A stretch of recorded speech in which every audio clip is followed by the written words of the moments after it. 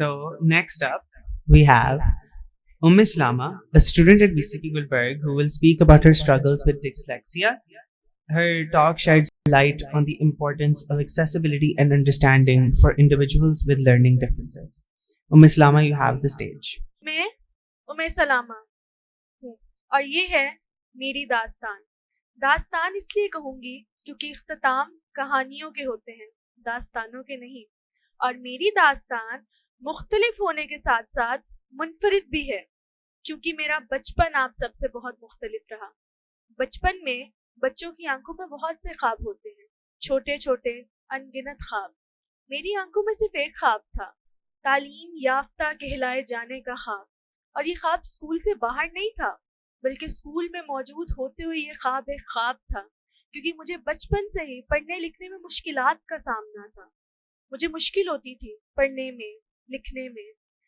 बहुत अफसोस के साथ कहना पड़ता है, मेरा वतन बहुत प्यारा है, मगर आज भी एक थर्ड वर्ल्ड कंट्री है, जिसके मायने ये निकलते हैं कि यहाँ शऊर की कमी है।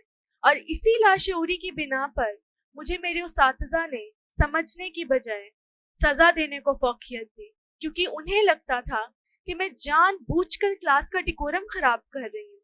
उन्हें लगता था कि शायद मेरा ध्यान शरारतों की जानिब ज्यादा और किताबों में कम है। मेरे साथ मुंसलिक लोग, मेरे क्लास फेलोज अक्सर मेरा मजाक उड़ाया करते थे, मुझे बारहा इस चीज का एहसास दिलाते थे कि उनमें मौजूद होते हुए भी मैं उनसे कमतर हूँ, मैं ठीक तरह से पढ़ लिख नहीं पा रही हूँ। ये बातें मुझे कांटा बनकर चुभती थी, आबला बनकर दुखती थी। मैं अक्सर ये बातें जाकर अपनी मामा को बताती थी। मामा बहुत तहम्मुल मिजाजी से मेरी ये सारी बातें सुनती थी, और बिलाखिर इकबाल का एक ही शेर मुझे मोटिवेट करने के लिए बोलती थी। जाग कहता है निहायत बदनुमा है तेरे पर, शफरत कहती है तुझको कोरे चश्माए बेहुनर, लेकिन ऐ शहबाज ये मुर्गाने सहरा के अछूत हैं, फिजाएं नी लगू के पेचो हमसे बेखबर। इनको क्या मालूम इस तायर के अहवालो मकाम, रूह है जिसकी दमे परवाज सराता पा नजर। इसी तरह वक्त गुजरता गया। दुनिया ने तो तंज के नश्तर चुप होने ना छोड़े, उन्होंने तो धुतकारना ना छोड़ा। बिलाखिर मैं डर गई, एक दिन आएगा माँ भी मुझे सुन सुन कर थक जाएंगी, और अगर माँ मुझे सुन सुन कर थक गई तो मैं क्या करूंगी, मैं किधर जाऊंगी। मैंने उनको भी सब कुछ बताना छोड़ दिया। अब सब कुछ अपने अंदर जम करने से तो रही थी तो इंसान, सुपर वुमन या वंडर वुमन तो थी नहीं। पर्सनल डायरी क्या ही लिखती, ठीक तरीके से लिखना आता तो लिखती ना। इसीलिए मैंने कोरे कागज पे अपने एहसासात को ड्रॉ करना शुरू कर दिया। आज मैं आप सबके साथ अपने बनाए हुए कुछ फन पारे शेयर करूंगी। ये रहा मेरा पहला फन पारा। इस फन पारे में एक गुड़िया ग्लास में बंद है। ये गुड़िया ग्लास में इसलिए बंद है क्योंकि मेरे एहसासात बंद हो गए थे, मैं खुल के एक्सप्रेस नहीं कर पा रही थी। कहने को तो इसने बहुत खूबसूरत लिबास पहना है, मगर अगर आप गौर करें तो इस लिबास में सारे पैटर्न एक दूसरे के साथ टेंगल्ड हैं, जो मेरी उलझी हुई पर्सनालिटी की अक्कासी करते हैं कि मैं कितनी उलझी हुई रहना शुरू हो गई थी, कितनी अनकॉन्फिडेंट रहना शुरू हो गई थी। हाथ मैंने इसलिए नहीं बनाए क्योंकि हाथों से लिखा जाता है, मैं कभी ठीक तरीके से लिख ही तो नहीं पाई, हाथ क्या बनाती। दुनिया में रंग है, बच्चे अपनी लाइफ को एंजॉय कर रहे हैं एज दे शुड। रंग किसकी जिंदगी में नहीं है, मेरी जिंदगी में। लोग किसको धुतकार रहे हैं, मुझे। बातें किसको सुनने को मिल रही हैं, मुझे सुनने को मिल रही है। ये रहा एक और फन पारा।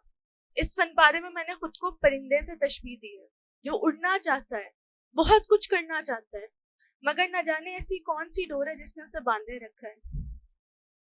बिलाखिर एक दिन ऐसा आया जब मुझे स्कूल से ही निकाल दिया गया।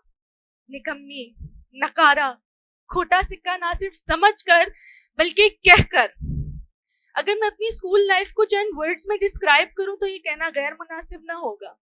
मैं उछलती हूँ कभी जज्बाए मैं कामिल से, जोश में सर को पटकती हूँ कभी साहिल से, हूँ वो राहरो की मोहब्बत है मुझे मंजिल से, क्यों तड़पती हूँ ये पूछे कोई मेरे दिल से, ज़हमते तंगिए दरिया से गुरेजा हूँ मैं, वुस्सते बहर की फुरकत में परेशान हूँ। और बिल आखिर इतने साल कैदे बामुशक्कत काटने के बाद मेरा इंस्टीट्यूट चेंज हुआ। جہاں مجھے ایک ٹیچر ملے سر عمر فہد.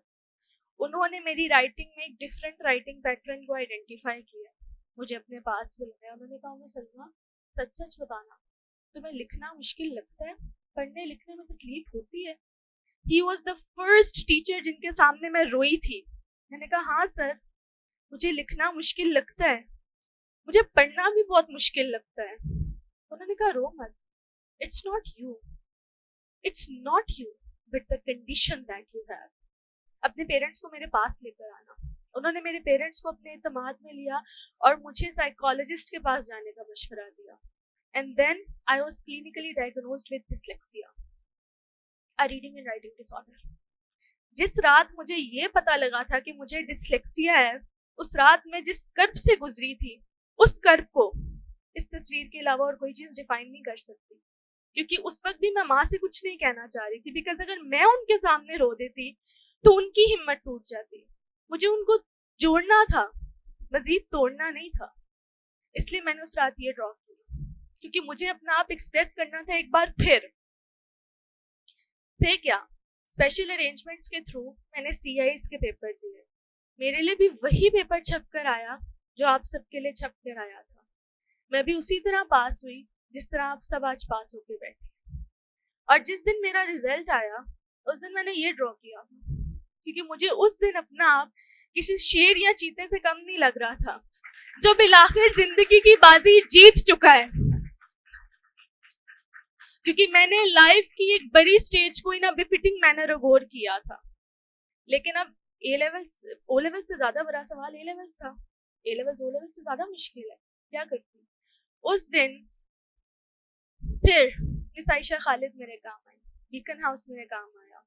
انہوں نے نہ صرف اپنے قیمتی وقت میں سے وقت نکال کر میرے فن پارے دیکھے, بلکہ مجھے کہا کہ تمہیں اے لیولز میں فائن آرٹس پڑھنا چاہیے. اور آج میں آپ سب کی طرح بیکن ہاؤس میں اے لیولز میں فائن آرٹس کی اسٹوڈنٹ ہوں. وہ کہتے ہیں نا, سفر ہے شرط مسافر نواز بہتر یہ, ہزار ہا شجر سایہ دار راہ میں ہے. واقعی ہزار ہا شجر سایہ دار راہ میں ہے. You don't have to worry. بالآخر اختتامیہ طور پر میں صرف یہ کہوں گی, صنف نازک سے صنف آہن تک کا یہ سفر بہت مشکل تھا, آسان نہیں تھا. میرے اعصاب مضبوط تھے, لڑ گئی دنیا سے. سب کے اعصاب مضبوط نہیں ہوتے. ہمدن گوش رہنے کا شکریہ.